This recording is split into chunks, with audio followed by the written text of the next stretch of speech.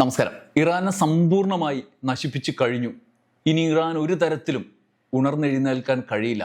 അവർ സമ്പൂർണ്ണ നാശത്തെ നേരിട്ട് കഴിഞ്ഞു. ഞങ്ങൾ യുദ്ധം ജയിച്ചു എന്ന് സാക്ഷാൽ ട്രംപ് പറഞ്ഞിട്ട് 48 മണിക്കൂർ കഴിയുന്നതിന് മുമ്പേ എന്തൊക്കെയാണ് നടന്നത്? ലോകത്തിലെ ഏറ്റവും ശക്തമായ, നിങ്ങളുടെ വീട്ടുമുറ്റത്ത് വന്ന് ബോംബിട്ട് പോയാൽ പോലും കാണാൻ കഴിയാത്ത വിധം സാങ്കേതിക വിദ്യയിൽ മുന്നിൽ നിൽക്കുന്ന അമേരിക്കയുടെ വിമാനമാണ്, യുദ്ധവിമാനമാണ്, ആയുധമാണ് എന്നൊക്കെ ട്രംപും US-ൻ്റെ സേനയും നിരന്തരം പറയുന്നത് നമ്മൾ കേൾക്കുന്നതാണ്. അമ്മാതിരി സൈന്യത്തോട് ഇറാനല്ല, ലോകത്തിൽ ആര് വന്നാലും മുട്ടാൻ കഴിയില്ല എന്നുള്ളതാണ് നിലവിലെ ബഡായി. അങ്ങനെ പറഞ്ഞ ട്രംപ് അതിനുശേഷം ഇറാനെ സമ്പൂർണ്ണമായി നശിപ്പിച്ചു, ഞങ്ങൾ വിജയിച്ചു, ഇനി അവസാനത്തൊരു ഒടുക്കത്തൊരു ആക്രമണമുണ്ട്, അത് മാത്രമേ ഉള്ളൂ എന്ന് പറഞ്ഞ് ട്രംപ് ഇങ്ങനെ നോക്കി നിൽക്കുമ്പോൾ 48 മണിക്കൂറിനുള്ളിൽ എന്തെല്ലാം നാട്ടിൽ നടന്നത്?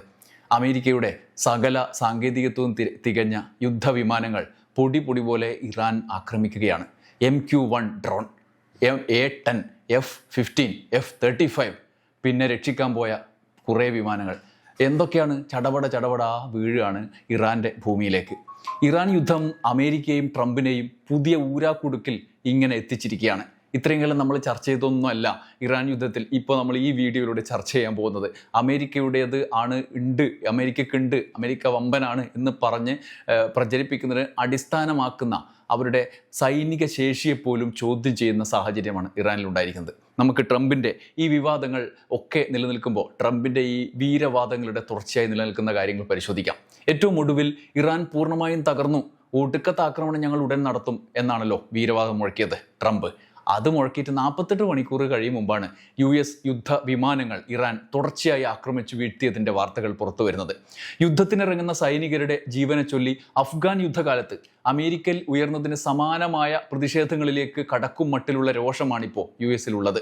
കാരണം ഇറാനിലേക്ക് ആക്രമണം നടത്താൻ പറഞ്ഞുവിട്ട യുദ്ധവിമാനങ്ങൾ ഇറാൻ വെടിവെച്ചിടുകയും പൈലറ്റുമാരുടെ ജീവൻ കളയും വിധം ആക്രമണ ശ്രമം വഴിമാറുകയും ചെയ്തതാണ് അടിസ്ഥാന കാര്യം. ട്രംപിൻ്റെയും സഹായികളുടെയും അവകാശവാദങ്ങൾ പൊള്ളയാണ് എന്ന് തെളിയിക്കുന്നതാണ് ഒടുവിലത്തെ വിവരങ്ങൾ.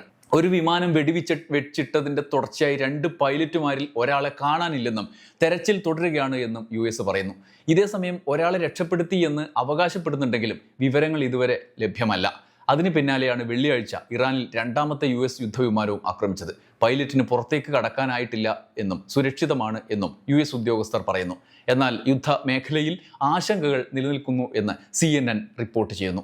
കഴിഞ്ഞ 3 ആഴ്ചക്കിടെ അമേരിക്കൻ സൈനികർക്ക് ജീവഹാനികളൊന്നും ഉണ്ടായില്ലെങ്കിലും യുദ്ധവിമാനങ്ങൾ തുടരെ നഷ്ടപ്പെടുന്നതടക്കം സൈനിക നേതൃത്വത്തിന് ആശങ്കകൾ ഉണ്ടാക്കുന്ന തിരിച്ചടികളാണ് ഇറാന്റെ ഭാഗത്തു നിന്ന് ഉണ്ടാകുന്നത്. ഇതേസമയം ഇറാൻ തകർന്നു, ഇനി ഉടൻ നിർത്തും യുദ്ധം എന്ന പതിവ് പല്ലവി മാത്രമാണ് ട്രംപ് നേതൃത്വവും ആവർത്തിക്കുന്നത്. പക്ഷേ വസ്തുതകൾ അതല്ലെന്ന് വ്യക്തമാക്കപ്പെടുകയാണ്. അമേരിക്കക്ക് ഇറാൻ നൽകുന്ന തുടർച്ചയായ തിരിച്ചടികളാണ് നമ്മുടെ മുമ്പിലുള്ളത്. ഇറാൻ യുദ്ധത്തിനിടെ അമേരിക്കയുടെ അത്യാധുനിക യുദ്ധവിമാനം F-35 ഇറാൻ വെടിവെച്ചിട്ടത് US-ന് കനത്ത തിരിച്ചടിയായി മാറിയതാണ് ഏറ്റവും ആദ്യമായി നമുക്ക് പറയാൻ ഈ വീഡിയോയിൽ എടുക്കുന്നത്. F-35 വെടിവെച്ചിട്ടു എന്ന അവകാശവാദവുമായി ഇറാനിയൻ സ്റ്റേറ്റ് മീഡിയയാണ് ആദ്യം രംഗത്തെത്തിയത്. പിന്നാലെ പൈലറ്റിനായി ഇറാൻ വൻ തുക പാരിതോഷികവും പ്രഖ്യാപിച്ചതോടെ യുദ്ധരംഗം നിർണായക ഘട്ടത്തിലെത്തി. ഇറാന്റെ വെറും അവകാശവാദമായി അതിനെ തള്ളിക്കളയാൻ കഴിയില്ല എന്ന് തെളിയിക്കപ്പെടുകയാണ്. ഇറാനിയൻ മാധ്യമങ്ങളുടെ റിപ്പോർട്ട് പ്രകാരം മധ്യ ഇറാനിലെ ആകാശത്ത് വെച്ചാണ് അമേരിക്കയുടെ സ്റ്റെൽത്ത് വിമാനം തകർക്കപ്പെട്ടത്. വിമാനം തകരുന്നതിന് മുമ്പ് പൈലറ്റ് പാരാച്യൂട്ട് വഴി പുറത്തേക്ക് രക്ഷപ്പെടാൻ ചാടിയതായും റിപ്പോർട്ടുണ്ട്. പൈലറ്റിനെ കണ്ടെത്താനായി വലിയ തിരച്ചിൽ പ്രദേശത്ത് നടക്കുകയാണെന്നാണ് വാർത്ത. ഇതേസമയം പൈലറ്റിനെ പിടികൂടുന്നവർക്ക് ഇറാൻ സൈന്യം പ്രതിഫലം പ്രഖ്യാപിച്ചു എന്ന പ്രാദേശിക ഇറാൻ ചാനലുകളുടെ റിപ്പോർട്ടുകളും പുറത്തു വരുന്നു. ജീവനോടെ പിടികൂടുന്നവർക്ക് 10 മില്യൺ ടോമൻ, ഏകദേശം 1/2 കോടി രൂപയാണ് ഇറാൻ പ്രഖ്യാപിച്ചത്. ശത്രു പൈലറ്റിനെ പിടികൂടാൻ സഹായിക്കണമെന്ന് ഇറാൻ പൗരരോട് ഔദ്യോഗികമായി ഭരണകൂടം ആവശ്യപ്പെട്ടു. അമേരിക്കയുടെ കയ്യിലുള്ള ഏറ്റവും കരുത്തുറ്റ യുദ്ധവിമാനമാണ് F-35. റഡാറുകളിൽ പെടാതെ പറക്കാനുള്ള സ്റ്റെൽത്ത് സാങ്കേതിക വിദ്യയാണ് ഇതിൻ്റെ ഏറ്റവും വലിയ പ്രത്യേകത. യുദ്ധക്കളത്തിൽ ശത്രുക്കളുടെ നീക്കം കൃത്യമായി മനസ്സിലാക്കും. അതിനായുള്ള സെൻസറുകളും കമ്പ്യൂട്ടർ സംവിധാനങ്ങളുമുണ്ട്. തിരിച്ചറിഞ്ഞ് ആക്രമിക്കും. ലക്ഷ്യസ്ഥാനം ശത്രുവിൻ്റെ നീക്കങ്ങൾക്കനുസരിച്ച് മാറിക്കൊണ്ടേയിരിക്കും. അതുവഴി അവിടെ ചെന്നും ആക്രമണം നടത്താൻ പറ്റും. എതിരാളികൾക്ക് കാണാനോ തിരിച്ചറിയാനോ പറ്റില്ല. മനസ്സിലാക്കും മുമ്പ് ആക്രമണം നടന്നിരിക്കും. ലോകത്തിലെ ഏറ്റവും ചെലവേറിയ പ്രതിരോധ പദ്ധതികളിൽ ഒന്നാണ് അമേരിക്കയുടെ F-35. ഓരോ വിമാനത്തിനും ഏകദേശം ഇന്ത്യൻ രൂപ 1300 കോടിയോളം ആകും ചെലവ്. അതിനെയാണ് ഇറാൻ പുല്ലുപോലെ വെടിവെച്ചിട്ടത്. US-നെ സംബന്ധിച്ച് കനത്ത തിരിച്ചടിയാണ് ഇറാൻ നൽകിയിരിക്കുന്നത്. ഏറ്റവും ഒടുവിലും ട്രംപ് പറഞ്ഞത് ഇറാന്റെ സൈനിക ശക്തി പൂർണ്ണമായി തകർന്നെന്നാണ്. അവർ പരാജിതരാണെന്നാണ്. വെള്ളിയാഴ്ചയാണ് US-ന്റെ F-15 വിമാനം, 2ാമത്തെ വിമാനം ഇറാൻ വെടിവെച്ചിട്ടത് നമ്മൾ പറയാൻ പോകുന്നത്.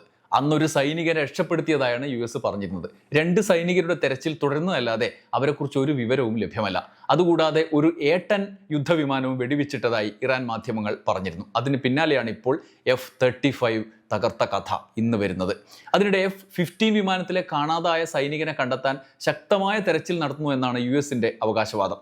ഉദ്യോഗസ്ഥനായി വിദഗ്ധരായ US Kombat search and rescue യൂണിറ്റുകൾ ബ്ലാക്ക് ഹോക്ക് ഹെലികോപ്റ്ററുകളിൽ വിമാനം തകർന്നു വീണ ഇടങ്ങൾ കേന്ദ്രീകരിച്ച് അരിച്ചുപെറുക്കും എന്ന് US സൈനികരെ ഉദ്ധരിച്ച് മാധ്യമങ്ങൾ റിപ്പോർട്ട് ചെയ്യുന്നു. ഇതേസമയം കാണാതായ സൈനികനായി ഇറാനും US-ഉം ഒരുപോലെ തെരച്ചിൽ തുടരുകയാണ്. F-15 യുദ്ധവിമാനത്തിലെ ആയുധങ്ങൾ കൈകാര്യം ചെയ്യുന്ന ഉദ്യോഗസ്ഥരെയാണ് കാണാതായത് എന്ന് US ഉദ്യോഗസ്ഥരെ ഉദ്ധരിച്ച് BBC റിപ്പോർട്ട് ചെയ്തു. എന്നാൽ F-15 ജെറ്റ് വെടിവെച്ചിട്ടതിന് പിന്നാലെ US നടത്തിയ അപകടകരമായ രക്ഷാപ്രവർത്തനത്തിനെതിരെയും ഇറാൻ ആക്രമണം നടത്തി. തെരച്ചിലിൽ സഹായിക്കാനെത്തിയ 2 ബ്ലാക്ക് ഹോക്ക് ഹെലികോപ്റ്ററുകളെയും ഒരു യുദ്ധവിമാനത്തെയും ഇറാൻ ആക്രമിച്ചു എന്നാണ് വാർത്തകൾ ഇപ്പോൾ പുറത്തു വരുന്നത്. എന്നാൽ ഇറാൻ ഇപ്പോൾ തീരും, അമേരിക്ക ജയിച്ചു, സമാധാന ചർച്ച തുടരുന്നു തുടങ്ങിയ പ്രഖ്യാപനങ്ങൾ നടത്തി ട്രംപ് പോയതിന് പിന്നാലെയാണ് US-ന്റെ യുദ്ധമേഖലയിലെ നാണക്കേടുണ്ടാക്കിയ തിരിച്ചടികൾ ഉണ്ടായത്.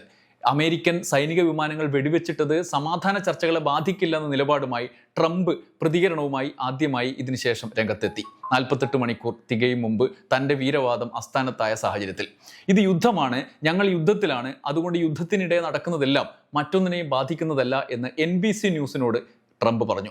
പൈലറ്റിനായുള്ള തെരച്ചിൽ, രക്ഷാപ്രവർത്തനങ്ങളുടെ വിശദാംശങ്ങൾ തുടങ്ങിയ വെളിപ്പെടുത്തലുകൾ നടത്താൻ കഴിയില്ലെങ്കിലും അനിവാര്യമായ ഘട്ടങ്ങളിലെ യുദ്ധ ഇടപെടലുകൾ അതത് സമയത്ത് അതിന് അനുയോജ്യമായ രീതിയിൽ നടക്കുമെന്നും US സൈന്യം അതിശക്തരാണെന്നും ട്രംപ് പറഞ്ഞു. സങ്കീർണവും സജീവവുമായ സൈനിക നടപടികളാണ് ഇപ്പോൾ നടക്കുന്നത്. അതിനെക്കുറിച്ച് കൂടുതൽ വെളിപ്പെടുത്താനാകില്ല. മാധ്യമങ്ങൾ റിപ്പോർട്ട് ചെയ്യുന്നതിലുള്ള അനിഷ്ടവും ട്രംപ് പ്രകടിപ്പിച്ചുവെന്ന് NBC റിപ്പോർട്ടിൽ പറയുന്നുണ്ട്. ഇറാൻ സൈന്യം പൂർണ്ണമായി നശിപ്പിക്കപ്പെട്ടു എന്ന ട്രംപിന്റെ വീരവാദത്തിന് 48 മണിക്കൂർ ആയുസ് പോലും നൽകാതെ ഇറാൻ നൽകിയ തിരിച്ചടി യുദ്ധത്തിന് നടുവിൽ നിന്നുള്ള അവരുടെ നിലപാട് പ്രഖ്യാപനം കൂടിയായി മാറുകയാണ്.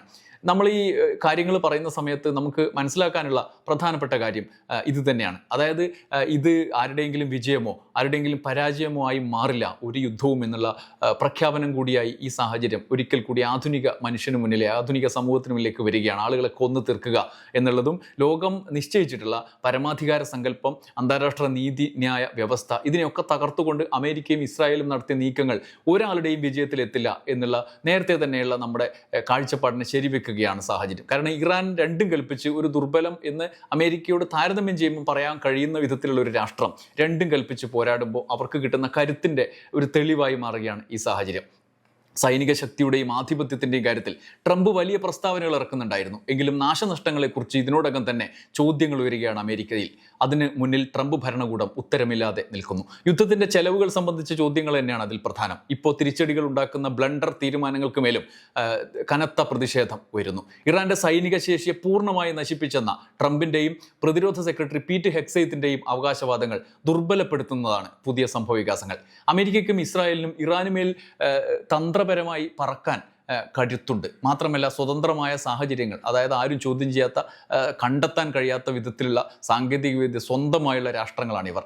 അവർക്ക്, അതായത് ഇറാന്, അവരുടെ രാജ്യത്തിന് മേലെ അമേരിക്കയുടെ ഈ പറയുന്ന യുദ്ധവിമാനങ്ങൾ പോകുമ്പോൾ തിരിച്ചറിയാൻ പോലും ആകാത്ത സാങ്കേതിക വിദ്യ ഞങ്ങളുടെ കയ്യിലുണ്ടെന്നാണ് അമേരിക്ക പറയുന്നത്. നമ്മുടെ യുദ്ധവിമാനങ്ങൾ പ്രവർത്തിക്കുന്നത് ആ മട്ടിലാണ് എന്നും അതുകൊണ്ട് നമ്മളെ പ്രതിരോധിക്കാൻ ഇറാന് കഴിയില്ലെന്നും ആണ് പീറ്റ് ഹെക്സെയ്ത്ത് കഴിഞ്ഞ ദിവസം പറഞ്ഞത്. എന്നാൽ അതെല്ലാം വ്യാജവാദങ്ങളാണ് എന്ന് സ്ഥാപിക്കുകയാണ് ഇറാന്റെ തിരിച്ചടികൾ. ഒടുവിലത്തെ ട്രംപിന്റെ പ്രസ്താവനയിൽ ഇറാനെ കുറിച്ച് പറഞ്ഞ കാര്യം ഞാൻ നിങ്ങളെ ഒന്ന് ഓർമ്മിപ്പിക്കാം. ഇറാനിൽ നാവികസേനയില്ല, സൈന്യമില്ല, വ്യോമസേനയില്ല, വിമാനവേധ സംവിധാനങ്ങളേ ഇല്ല. ഇറാനിലെ എണ്ണപ്പാടങ്ങളിൽ എപ്പോൾ വേണമെങ്കിലും ആക്രമണം നടത്താൻ US-ന് കഴിയും. അവർക്കൊന്നും ചെയ്യാൻ കഴിയില്ല. ആക്രമണം നടത്തണോ വേണ്ടയോ എന്ന് ഞങ്ങൾ തീരുമാനിച്ചിട്ടില്ല. ഖാർഗ് ദ്വീപിലേക്ക് ചിലപ്പോൾ ഞാൻ ആക്രമണം നടത്തിയേക്കും എന്ന് വരെ ട്രംപ് പറഞ്ഞിരുന്നു. എന്നാൽ വസ്തുത അതല്ലെന്നാണ് ഇറാന്റെ തിരിച്ചടികൾ സൂചിപ്പിക്കുന്നത്. F-35 വിമാനം വരെ വെടിവെച്ചിടുന്ന അവസ്ഥ.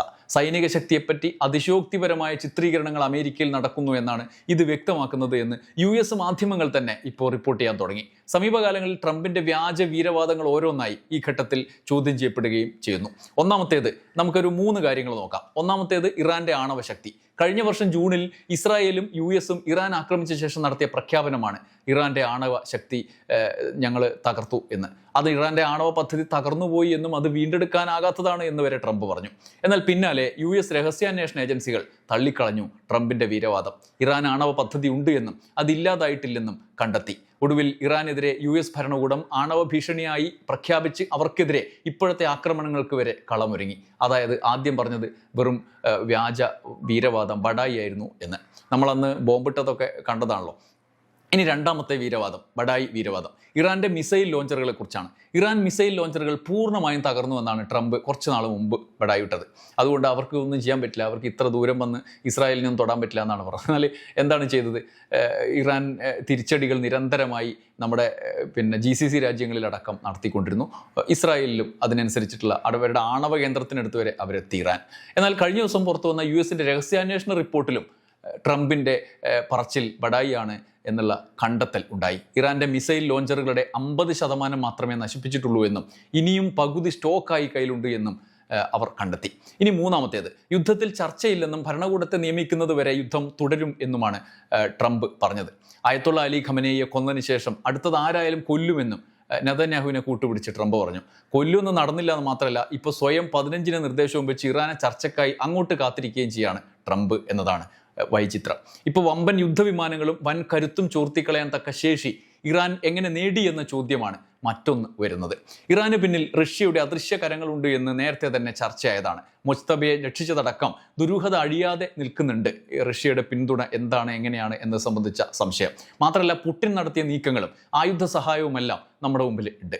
എന്നാൽ അമേരിക്കയുടെ അത്യാധുനിക സാങ്കേതിക വിദ്യയെ തകർക്കാൻ കെൽപ്പുള്ള, അതിനെ പ്രതിരോധിച്ച് അതിനെ ദുർബലപ്പെടുത്താൻ കെൽപ്പുള്ള, ഇപ്പോൾ നമ്മൾ ഒടുവിൽ ചർച്ച ചെയ്ത വിമാനം വെടിവെച്ചിട്ടതടക്കമുള്ള തരത്തിൽ റഡാറിന് പിടിക്കാൻ പറ്റാത്ത വിമാനത്തെ പിടിക്കാൻ മട്ടിലുള്ള ആധുനിക സാങ്കേതിക വിദ്യ ഉള്ള ശക്തി ലോകത്ത് അമേരിക്കക്കപ്പുറത്ത് ചൈന മാത്രമാണ്. ചൈനയുടെ സഹായമില്ലാതെ ഇറാൻ ഇത് കഴിയില്ല എന്നാണ് മറ്റൊരു വിലയിരുത്തൽ വരുന്നത്. അതുകൊണ്ട് ചൈനയാണ് ഇതിന് പിന്നിൽ. ചൈനയുടെ പിന്തുണ ഇവർക്ക് ഇറാൻ ഇതുവരെ ഉള്ളതിലും കൂടുതലായി ലഭിച്ചു തുടങ്ങി എന്ന യുദ്ധ നിരീക്ഷകർ തന്നെ വിലയിരുത്തുകയാണിപ്പോൾ. ആയുധങ്ങളുടെയും സാങ്കേതിക വിദ്യയുടെയും കാര്യത്തിൽ പുറത്തുള്ള സഹായമില്ലാതെ ഇറാൻ ഇത്രയും വലിയ തിരിച്ചടികൾ സാധ്യമല്ല എന്ന വിലയിരുത്തലിൻ്റെ അടിസ്ഥാനത്തിലാണ് പുതിയ ചർച്ചകളും മുന്നോട്ട് വരുന്നത്. എന്തായാലും ട്രംപ് ഭരണകൂടത്തിന് ഭീതി കൂടി തുടങ്ങിയിരിക്കുന്നു. ഇറങ്ങിത്തിരിക്കുകയും ചെയ്തു, തിരിച്ചിറങ്ങാനാകാനും പറ്റുന്നില്ല എന്നതാണ് അവസ്ഥ.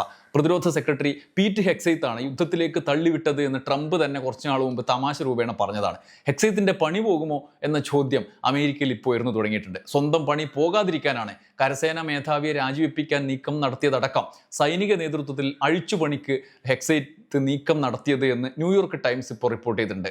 ഇറാൻ യുദ്ധം അമേരിക്കയുടെ ഗതി മാറ്റും വിധത്തിലുള്ള തിരിച്ചടികളാണ് ഉണ്ടാക്കിയത്. ഇനിയും ഈ പോക്ക് പോയാൽ പീറ്റ് ഹെക്സെയ്ത്തിന് പകരം പുതിയ പ്രതിരോധ സെക്രട്ടറി വന്നേക്കാമെന്നും ന്യൂയോർക്ക് ടൈംസ് റിപ്പോർട്ട് ചെയ്യുന്നുണ്ട്.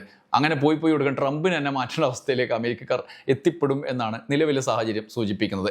US ലോകത്തിന് മേൽ സഞ്ചരിക്കുകയാണ് എന്നും ആക്രമിക്കുന്നത് മോശപ്പെട്ട ആളുകളെയാണ് എന്നും യുഎസിൻ്റെ ആളുകൾക്ക് ജീവഹാനി ഉണ്ടാകില്ല എന്നുമെല്ലാം സൈനികരെ പ്രചോദിപ്പിക്കാൻ ട്രംപ് അടിച്ചുവിട്ട മറ്റൊരു കാര്യം ഇപ്പോൾ പൊളിഞ്ഞു പോവുകയാണ്. ഇതുവരെ പെൻറ്റഗൺ റിപ്പോർട്ട് അനുസരിച്ച് തന്നെ യുദ്ധത്തിൽ 13 US സൈനികർ കൊല്ലപ്പെട്ടു, 365 പേർക്ക് പരിക്കേറ്റു. ഏറ്റവും ഒടുവിൽ വിമാനം വെടിവെച്ചിട്ടതിൽ ഒരാളെ കണ്ടെത്തിയിട്ടും ഇല്ല. ഈ സാഹചര്യത്തിൽ US ജനപ്രീതിയിലും വമ്പൻ ഇടിവുണ്ടായത് ട്രംപിന് കനത്ത തിരിച്ചടിയാണ്. വിശ്വാസ്യത നഷ്ടപ്പെടുത്തിക്കൊണ്ടിരിക്കെ സമ്പൂർണ്ണമായി യുദ്ധക്കൊതിയും അധികാര ലക്ഷ്യവും മാത്രം മുൻനിർത്തി മുന്നോട്ട് പോകുന്ന, തൽക്കാലത്തേക്ക് പിടിച്ചു നിൽക്കാൻ എന്ത് നുണയും പറയുന്ന നേതാവായി ട്രംപ് മാറി എന്നാണ് ഒരു വിഭാഗത്തിന്റെ വിലയിരുത്തൽ. യുദ്ധവിമാനങ്ങൾ വെടിവെച്ചിട്ടതിന് ശേഷം ട്രംപിന്റെ നിലപാട് വ്യക്തമാക്കുന്നതും ഭാവിയെക്കുറിച്ചുള്ള അവ്യക്തതയാണ്. യുദ്ധം അവസാനിപ്പിക്കാൻ ഇനി എന്തു ചെയ്യുമെന്ന് മാത്രം സൈന്യത്തിന് ഒരു എത്തും പിടിയും കിട്ടിയിട്ടില്ല. ട്രംപിന് അത്രയും പിടിയിട്ടില്ല. ട്രംപിന് ഇനിയെങ്കിലും നല്ല ബുദ്ധി തോന്നട്ടെ എന്ന് നമുക്ക് ആഗ്രഹിക്കാം. നന്ദി, നമസ്കാരം.